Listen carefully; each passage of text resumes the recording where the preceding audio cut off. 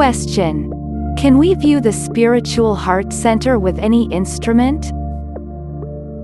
Maharishi, you don't need any instrument. It is known to your experience. It is known due to its existence. When someone touches your hand, you perceive it very clearly. The heart center also can be experienced with such clarity. So when you experience the I thought from within, what is the necessity of any other instrument? As the I thought arises from within, its origin also must exist inside.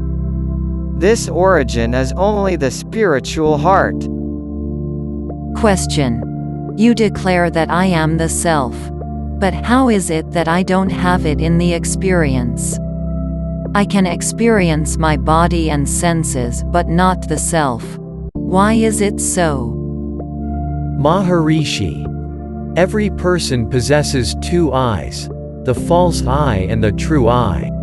You have the false I within your experience.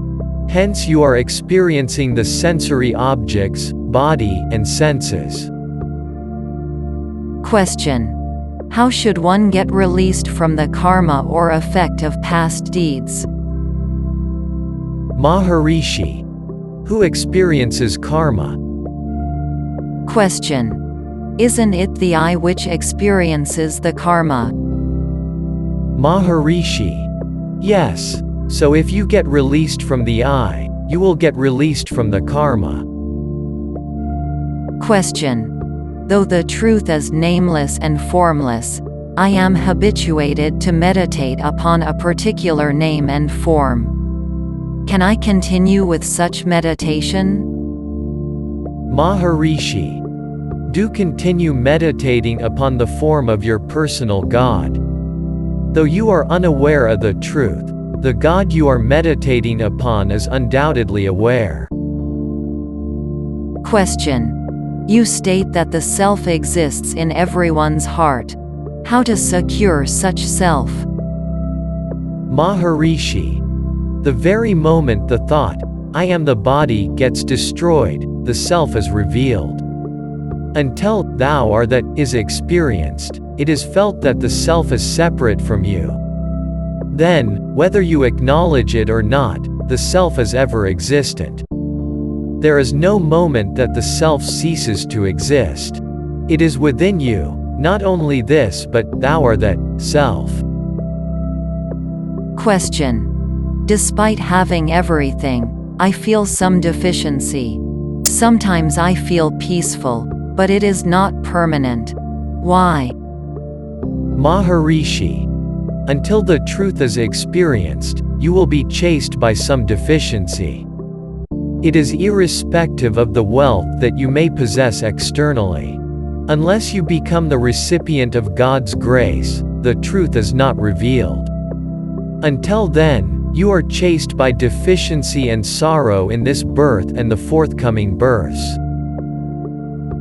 Question. My tendencies are troubling me. How should I get rid of them? Maharishi. Truth exists naturally within your heart. If the mind also can abide in the heart as naturally as the truth exists within the heart, the tendencies get burnt to ashes automatically. You need not make a special effort to get rid of them. Question. The Lord has asked us to give up both the merit and sin here itself, but how is it possible? Maharishi. It is possible if you give up the fruit of your actions. If you expect the fruit of your actions, the merit and sin cannot be given up. If you feel that since I have done a meritorious deed, I have to experience the fruit of it, then you cannot give them up. They can be given up if you don't have such expectations. Question. Like any one of us, even a Jnani recognizes people. Doesn't it imply that Jnani also has a mind? Maharishi. Even Jnani has a mind that resembles the moon in daylight. Moon may exist even in the daytime, but it is ineffective. Similarly, even a jnani may have a mind, but he remains unimpacted by it. That is, he is not bound by it.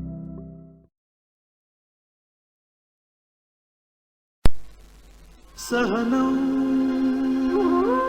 Shanti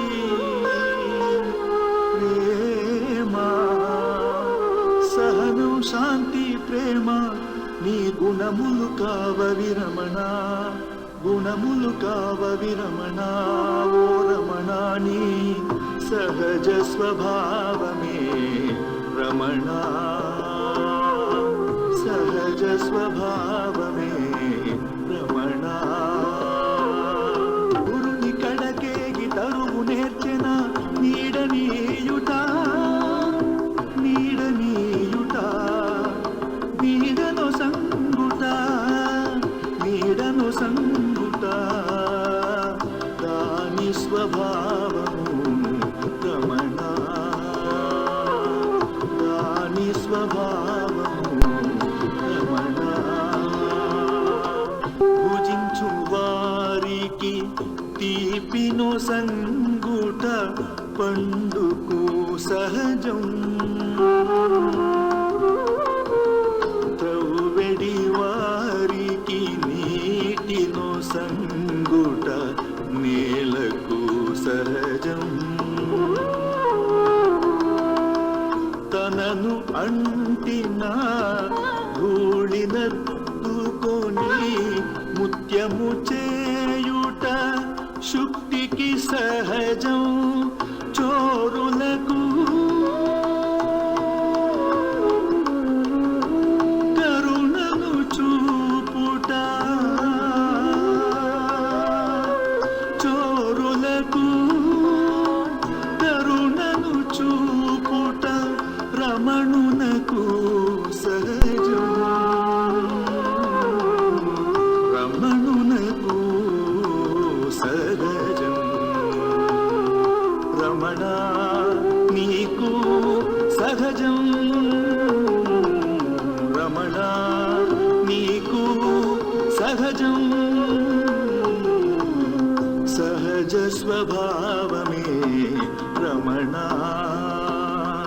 సహనం శాంతి ప్రేమ నీ గుణములు కావ విరమణ గుణములు కావ విరమణ ఓ రమణ నీ సహజ స్వభావమే రమణ సహజ స్వభావమే Ramana. Question. We are being told to introvert the mind and drench it within the heart, but we are not able to do so. Why don't you prescribe us an easy mode of introverting the mind? Maharishi. Try to have the company of holy people and holy sages in your area. The mind gets trained to stay within the heart through the company of holy people. Question. I get several irrelevant thoughts during meditation. How to overcome them? Maharishi. As they exist inside, they come out during meditation. You must know what exists inside, isn't it? Face them. Don't be afraid. As you keep facing them, you gain the strength to overcome them. Whatever the tendency suggests, do against it. For example, if the tendency suggests you not to do good, ensure that you do good. Then the tendency gets weakened and gets destroyed. If put into action, the tendency gets strengthened, or else it gets destroyed. Question. My mother-in-law scolds me to a great extent. I am unable to bear it. How to handle it? Maharishi. Who is your mother-in-law scolding? It is the false I. So the false I that you are trying to reduce, your mother-in-law is scolding the same. Hence she is helping you indirectly. So she is not harming you. Rather, she is doing you good. Question. You have said that supreme consciousness is within everyone's heart. But we are unable to perceive it. We can experience only the body and mind.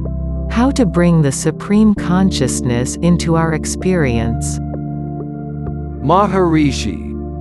To experience the supreme consciousness that is not known to you, make the best use of the body and mind that is known to you, and secure the immortal state.